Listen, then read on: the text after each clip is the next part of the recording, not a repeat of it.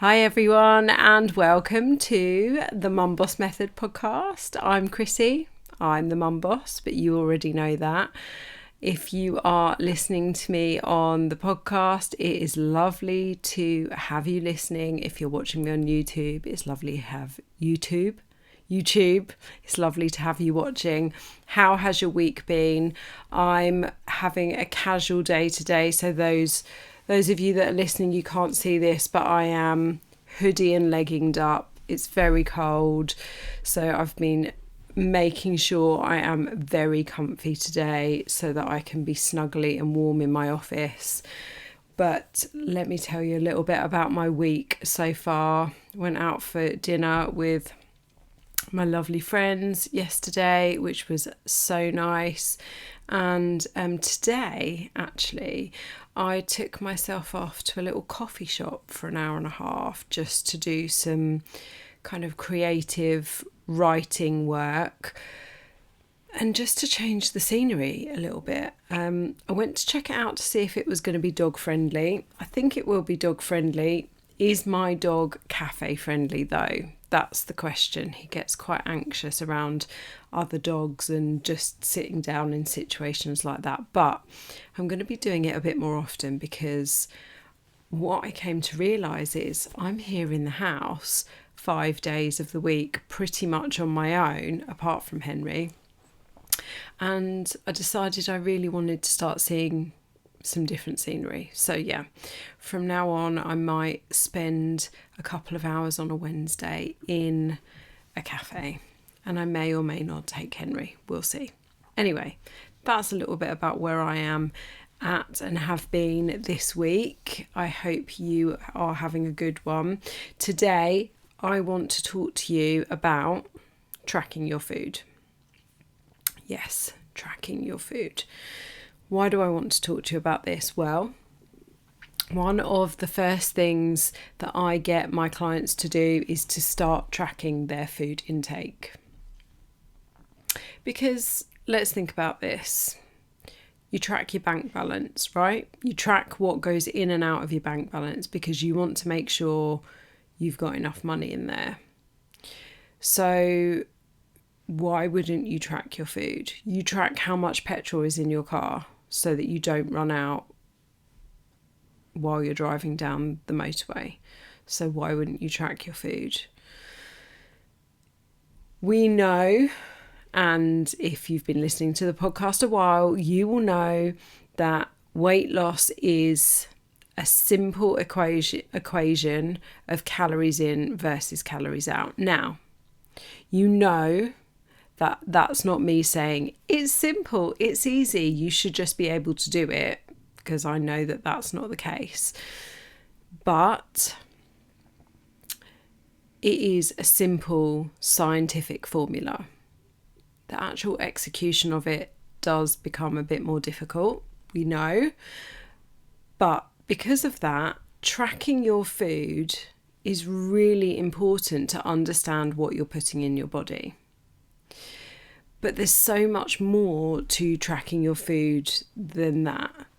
It's not just about how many calories you're consuming versus how many calories you're burning. Actually, getting my clients to track their food is so important for their own education of what their food contains. Because so often we eat without even really thinking about it. We eat mindlessly. We get into habits of what we have for breakfast, what we have for lunch, what we have for dinner. Hey, listen, I've spoken before about the fact that I eat the same breakfast pretty much every day, and if I ever deviate from that breakfast, I end up missing the breakfast and feeling sorry for the breakfast and trying to work out how I can eat the breakfast and make it up to the breakfast.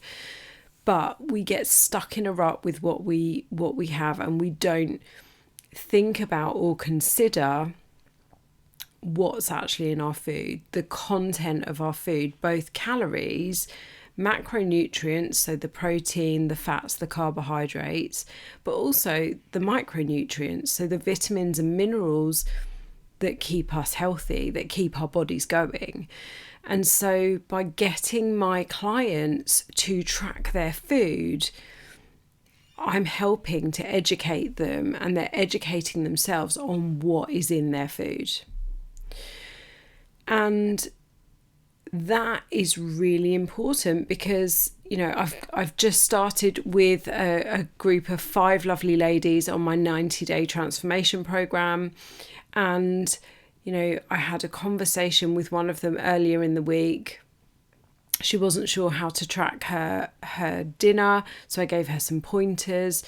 And then she said to me, I'm still really hungry and I've got 300 calories left.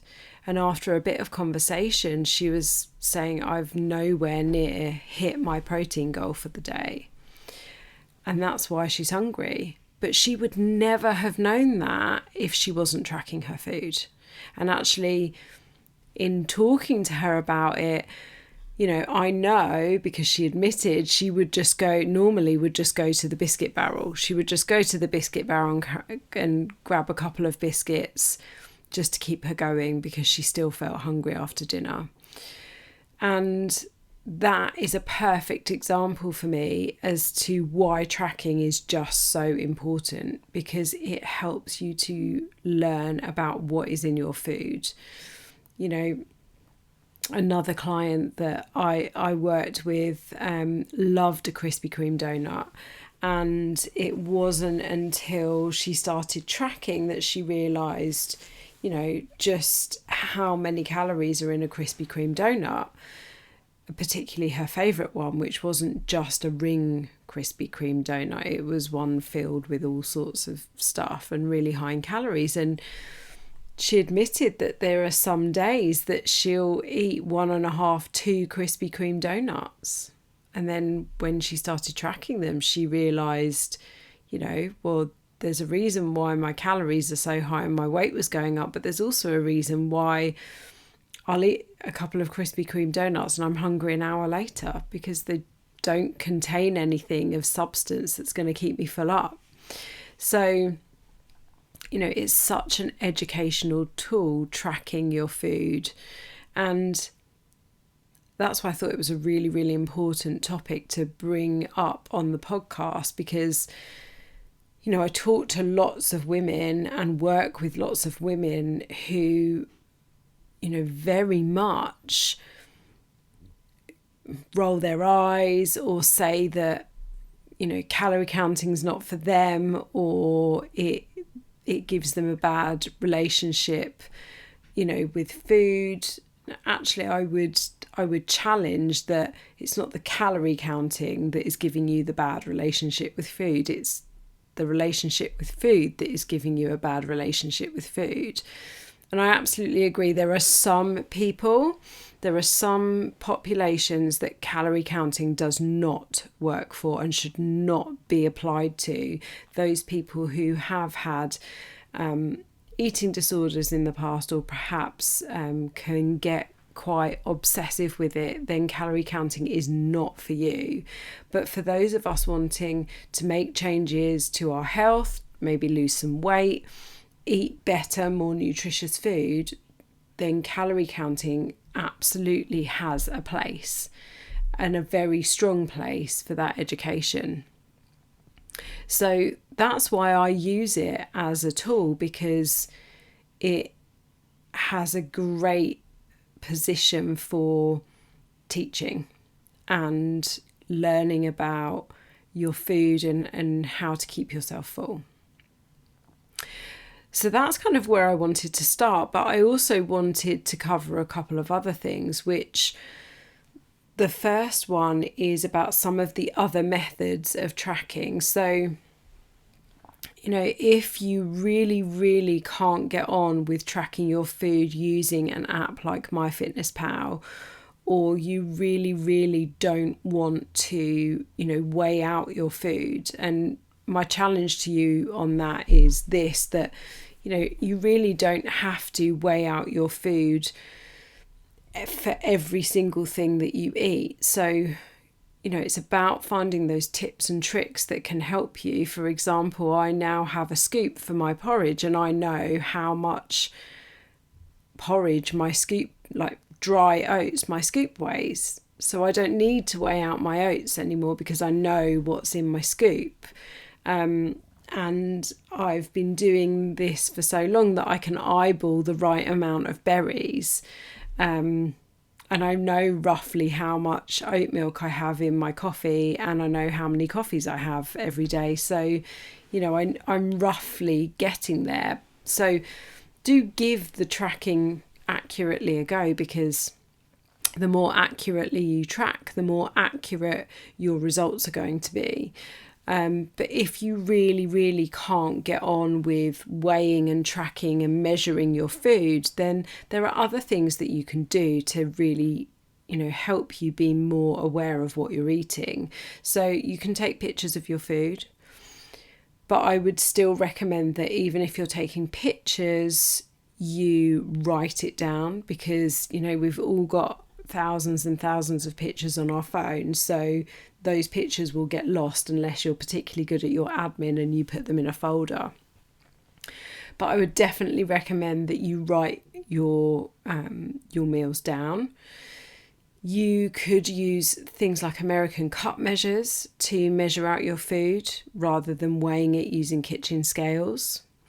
And you can also, there's another way of using your hands as measures for your food. So a palm of protein, a thumb of fat, 2 big handfuls of vegetables, a small cupped handful of carbohydrates is one of the methods you can also use for tracking your food if you don't want to count calories.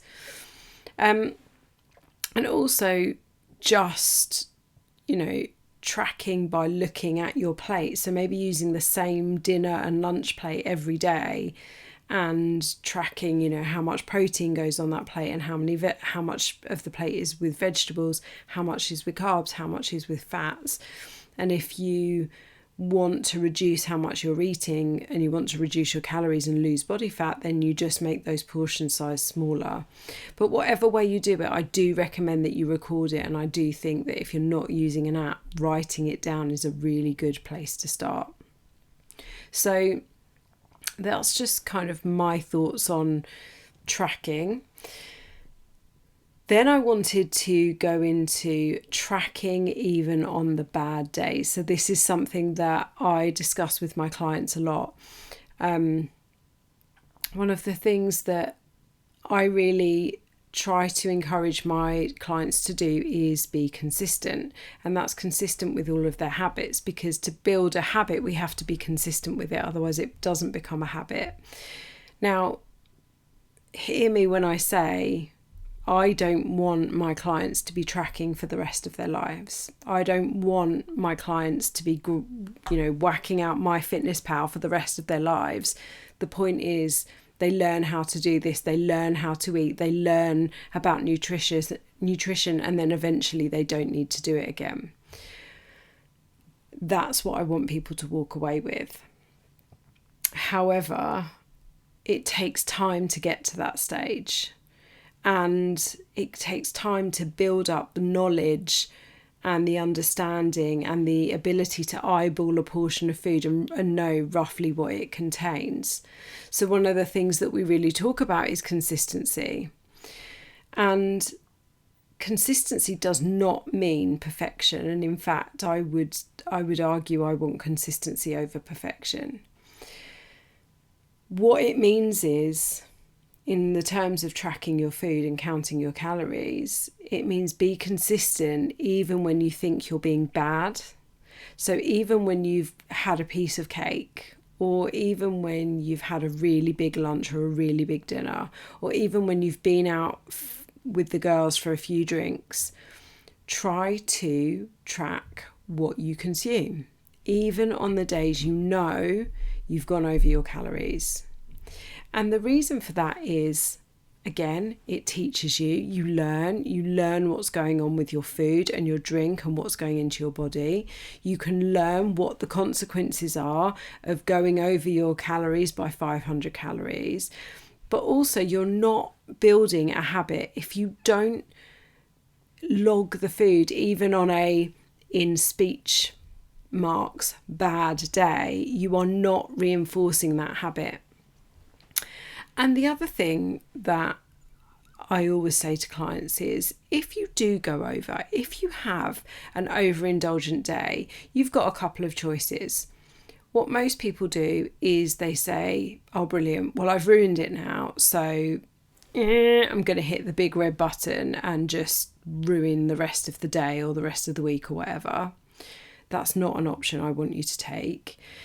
You have the option of saying, right, draw a line under it, and from that line, whether it's 1 p.m. in the afternoon or 10 o'clock at night, right, draw a line under it, move on, next choice is going to be different. Or you have the choice of the next day after you've gone on to recoup a little bit of that, because the other thing that I encourage my clients to do is be really flexible. You know, this isn't a rigid, you must eat this, this and this situation. We're talking about real life. So, for example, if I give my clients, up to 2,000 calories to eat per day, that's 14,000 I had to do some mental arithmetic then. It was really easy mental arithmetic as well, but yeah, not so much for me. 14,000 calories across the week. That doesn't mean you have to eat 2,000 calories exactly a day. It could mean that on Monday you actually only eat 18,000 calories, and on Tuesday you eat 2,000, and on Wednesday you eat 1,900, and Thursday you eat 1,850, and then Friday you go out for a couple of glasses of wine and you do go over your 2,000 calories, but it's okay because you've been flexible throughout the week, and so you've got those calories to play with at the end of the day. And if you do go over your calories and you hadn't expected to, and you hadn't accounted for it earlier in the week, recording what you're consuming as accurately as possible gives you the ability to say, okay, I need to recoup a little bit of this. And, if it was a big old night in the pub and you had a fair few glasses of wine, maybe you don't recoup all of it, because one bottle of wine is about, well, depending on the wine, between 600 and 700 calories. You might not want to recoup all of that the next day, but at least you know that you might just want to rein it in a little bit. And so it's really flexible. And that is why I encourage clients to track even on the days they think they've been bad. Because another reason is it might be that you weren't that bad. Who knows? I have a friend who tracked on her birthday, and actually she found that there were days outside of her birthday that she overate more than what she did on her birthday. So, she wasn't careful on her birthday. She enjoyed her birthday, but she still tracked her food because she's building that consistent habit. So track even on the bad days, because this whole thing of, if I don't write it down, it didn't happen, the only person that believes that is you. Because at the end of the day, your results won't change just because you didn't write it down. So it's really, really important. And I guess what I would end with is, and this is how I describe tracking to my clients when they first start working with me, is, we use calculations to work out what people's calories should be, but everyone is slightly different. So you could have someone sitting next to me who is exactly my height, my weight, my build, does exactly the same type of workouts as me, and I'm sure I've said this on the podcast before, but actually their calorie burn is slightly higher or slightly lower than mine per day, just because we're made up differently. And so the calculations that I do and that I give my clients are a starting point. And one of the things I always say to them is, you must track accurately for 2 weeks, and then we make adjustments. I can't make adjustments until I've seen 2 weeks of data. And it relates to a post that I put out earlier in the week, which is, don't be upset by the results you didn't get. from the work you didn't do. And you can't expect results if you're not consistently doing the habits that will lead you to the results. And in this case, we're talking about tracking our food. So out of 7 days, if you're only tracking for 3 days and you stand on the scales or you take your measurements at the end of the week and you've put on, kilograms or pounds, if you're not tracking your food accurately, you can't see where you're going wrong. So don't expect to get results if you're not being consistent, is where I want to end this.